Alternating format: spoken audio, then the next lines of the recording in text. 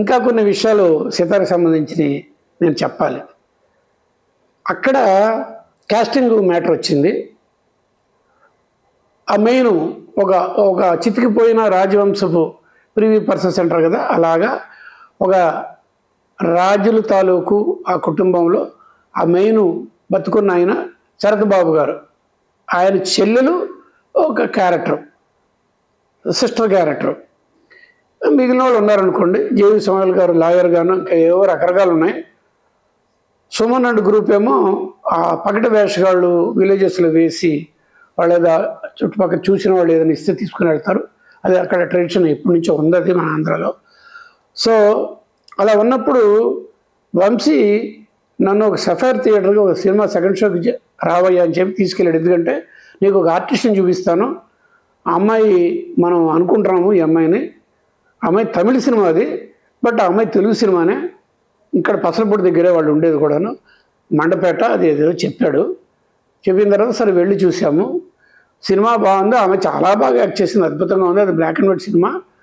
అందులో ఆ అమ్మాయి మాత్రం చారడేస్ కళ్ళు అంటారు కదా, అంత రౌండ్ ఫేసు, చారడేస్ కళ్ళు, మంచి పళ్ళు వరుస, అంతా బాగుంది. కానీ బాగా నల్లగా అనిపించింది నాకు.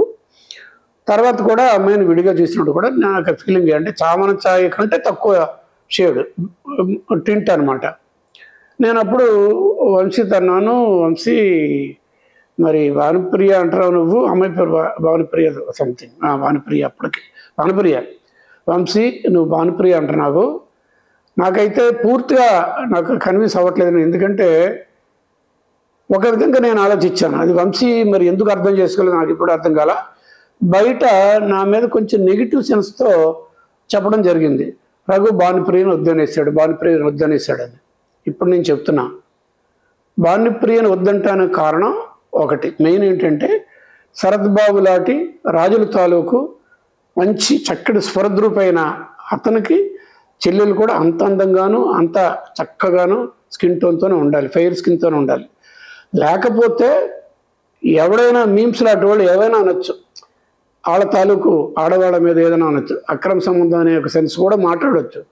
ఆ ఉద్దేశంతో అలా కాదు, చక్కగా పాలరాతి బొమ్మలాగా ఉండే హీరోయిన్ కావాలి. చెల్లెలు కూడా అంటే ఎండ తగలని రాజకుమారి అమ్మాయి లోపల ఉంటుంది రాజప్రసాదంలో, మరి అలా ఉండాలి కదా అనే ఉద్దేశంతో నేను నో అన్నాను. అతను అలా అంటల్లా, అతను ఏదో భానుప్రియను వద్దనేసాడు అంటున్నాడు. ఎవరో ఇంకో అమ్మాయి ఇళవరసే అనే అమ్మాయిని చెప్పాడు అంటే, ఆ అమ్మాయి అందంగా ఉంటుంది, టింట్ బాగుంటుంది, యంగ్స్టర్గా ఉంది అన్నాను. రకరకాల రెఫరెన్స్. నువ్వు ఆ అమ్మాయిని అన్నావు, నీ అమ్మాయిని అన్నావు. మరి దీనికి మీరు అనుకుంటే మీరు అలా అనుకోండి. ఇంకా లేదు ఈ అమ్మాయి అన్నాడు. అతను సైకాలజీ నాకు తెలిసి ఏంటంటే, అతను ఇంట్లోకి వెళ్తే మీరు ఎక్కువగా నల్లకు బ్లాక్ అందరు ఫ్రెండ్స్కి తెలుస్తుంది. హీ లైక్స్ బ్లాక్ అంతే, ఇంకా దాని గురించి ఏం కాదు. 80% బ్లాక్, 20% ఎంతో కొంత వ్యాంగో ఎల్లో ఉంటుంది. ఇది జనరల్గా ఉండేది, మీకు తెలుసు. ఆ సినిమా కూడా మీకు తెలుసు. ఏది అవును వాళ్ళిద్దరు ఇష్టపడ్డారు, బ్లాక్ అండ్ వైట్ స్కీమ్తో చేశారు, మీరు చూశారు కదా, అది కూడా బాగా ఆడింది, రవితేజతో చేశారు. సో అతని మైండ్ అంతే, హీ లైక్స్ బ్లాక్గా ఉండే మనిషిని ఇష్టపడ్డాడు, ఓకే వదిలేసాయి అని చెప్పి. మరి నాకు ఎలాగ, నేను కెమెరాలో నేను ఇబ్బంది పడతాను కదా, డే ఫర్ నైట్లు ఉన్నాయి కదా, అందుకే నేనేం చేశాను, సరే ఓకే నువ్వు అమ్మాయిని పట్టుబడుతున్నావు కానీ అని చెప్పి తను భానుప్రియ వాళ్ళ మదర్ని, వాళ్ళ బ్రదర్ని, గోపిని, వాళ్ళందరినీ పిలిచి, ఈ అమ్మాయిని మన షూటింగ్ ఒక 1.5 month ఉంది టైము, ఈ 1.5 month 2 ఫాలో చేయండి. ఒకటి బాగా పసుపు ఎక్కించేసేయండి, డైలీ పసుపు చేతికి ఇక్కడ అంతా కూడా ఎక్కించేసి డైలీ కంపల్సరీ పసుపు స్నానం చేయాలి. రెండోది సూర్యుడిని బ్లింక్ చేయడం అలవాటు చేసుకోండి. ఎందుకంటే డే ఫర్ నైట్లో నేను రిఫ్రెండ్ గట్టిగా కొడతా, కళ్ళు ముయ్యకూడదు, దానికి అలవాటు అవ్వాలి. ఈ 2 చెయ్యండి, తర్వాత నేను చెప్తానన్నా. సరే ఏదో కొంత మార్పు వచ్చింది, పర్వాలేదు. షూటింగ్ వెళ్ళే టైంకి టెస్టులు తీసాం, అంతా అయిన తర్వాత నేను దగ్గరుండి ఒక టైప్ ఆఫ్ టింట్ వచ్చేంత వరకు మేకప్ దగ్గర కూర్చోబెట్టుకొని, అది మ్యాక్స్ ఫ్యాక్టర్ 5 నెంబర్లు ఉంటాయి, ఇది ఇలాగేమని స్కిన్ టోన్ చక్క ఫెయిర్ స్కిన్ టోన్ ఉన్నట్టుగా తీయించి మేకప్ వేసి క్లిక్ చేయించి ఫోటోలు, దాన్ని కలర్ ల్యాబ్కి వెళ్ళి కరెక్ట్ అయిన టింట్లో ప్రింట్ చేసి ఒకటి నా దగ్గర పెట్టుకున్నాను నా మీటర్ బాక్స్లో, ఒకటేమో భానుప్రియ మేకప్ మ్యాన్ బాక్స్లో పెట్టుకున్నాను, 2 అలా పెట్టాను. వాడు మేకప్ మ్యాన్ పిలిచి ప్రతిరోజున ఇలాగే ఉండాలి, ఎనీ డే ఆ అమ్మాయి ఈ టింట్తోనే కెమెరా ముందుకు రావాలని గట్టిగా చెప్పి అంత చేస్తే ఆ అమ్మాయిని నేను మీరు చూసిన అందంగా చూపించగలిగాను. నిజంగానే కళ్ళు పెద్దవి, అద్భుతమైన డాన్సరు, ఆర్టిస్టు అండ్ మిగిలిన ఫీచర్స్ అన్నీ బాగుంటాయి. నేను ఆ విషయంలో అన్నాను. బట్ ఇంకొక సెన్స్తో వంశీ మాట్లాడు కొంచెం నన్ను బాధ కలిగించింది. ఇప్పుడు మీకు కూడా క్లారిటీ ఇచ్చేసారు. తర్వాత లొకేషన్స్కి వస్తే ప్రతి చోట ఇది స్పెషలే ఈ సినిమా సితార. లొకేషన్స్ పాతబడిపోయిన రాజులు వైభవం కోల్పోయిన ఒక చిన్న ఇది రాజప్రసాదం కావాలి అక్కడ.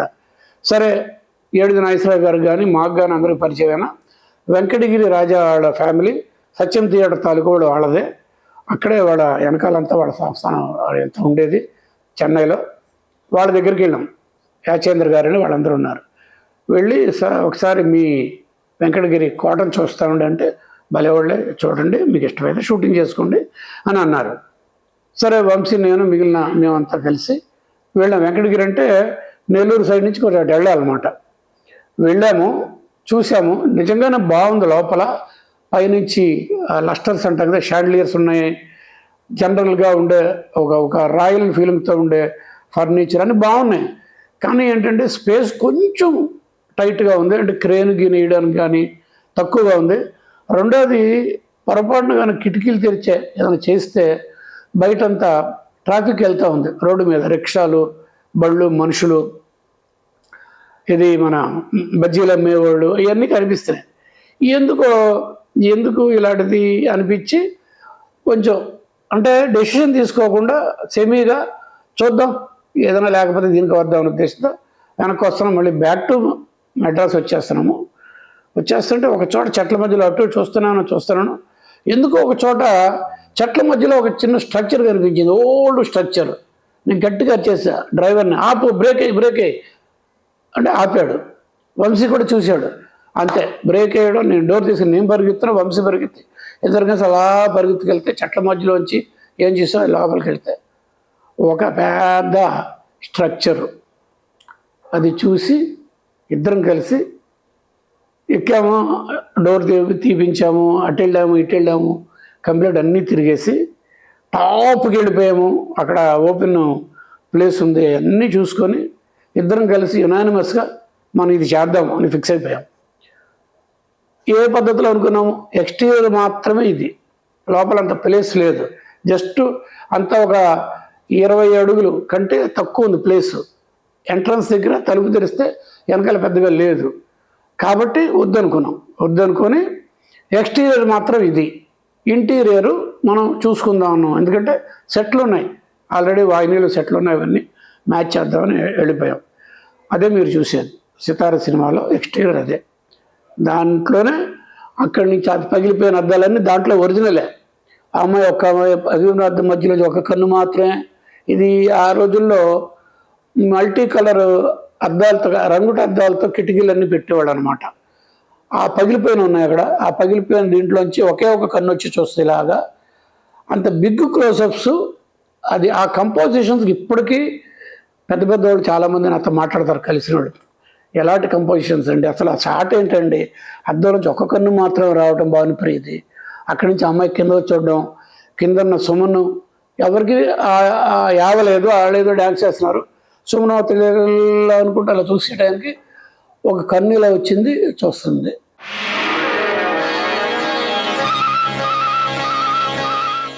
అక్కడి నుంచి వాళ్ళిద్దరి మధ్యలో ఆ లవ్ అండ్ ఇది అంటే ప్లాటోనిక్ లవ్ అంటామా ఏమంటాము ఇంగ్లీష్లో ఏమంటారో, ఏదో ఒక డెఫినేషన్ లేని ప్రేమ, అదే సినిమాకి కథగా మారింది.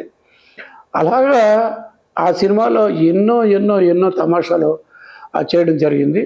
డే ఫర్ నైట్ కోసమని చాలా ఇబ్బంది పడి ఆ టైంకే చేయాలి.